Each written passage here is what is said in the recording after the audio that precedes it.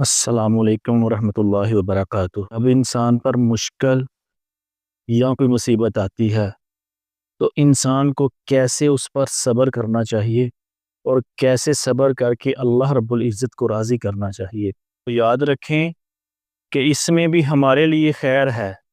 जब हम मुसीबत पर सब्र करते हैं और अल्लाह पर राज़ी रहते हैं, अल्लाह के सामने आजिज़ी और इंकिसारी से रहते हैं, अल्लाह से दुआ करते हैं और अल्लाह रब्बुल इज़्ज़त से मांगते रहते हैं, या अल्लाह तू मुझे इस मुसीबत से निकाल दे, इस मुश्किल से निकाल दे। और जितना वक़्त आप उस मुसीबत में रहते हैं, उस मुश्किल में रहते हैं, और जो मुश्किल वक़्त में और मुसीबत में आप दुआएं करते रहते हैं, आप सोचें कि उस वक़्त हर दुआ के बदले को अजर मिलता है और हर दुआ आपकी कबूल होती है। और कुछ दुनिया में इसके असरात नज़र आ रहे होते हैं और कुछ दुआएं अल्लाह रब्बुल इज़्ज़त आखिरत में ज़ख़ीरा कर लेते हैं और हमारी मुसीबतें अल्लाह रब्बुल इज़्ज़त टाल देते हैं।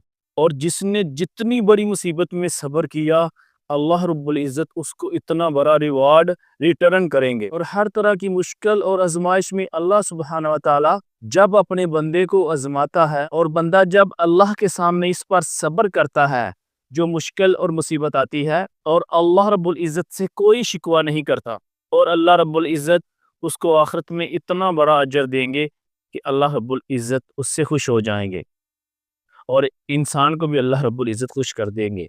अल्लाह रब्बुल इज़्ज़त से दुआ है हमें हर मुसीबत में, हर मुश्किल वक़्त में सब्र करने की हिम्मत अता फरमाए।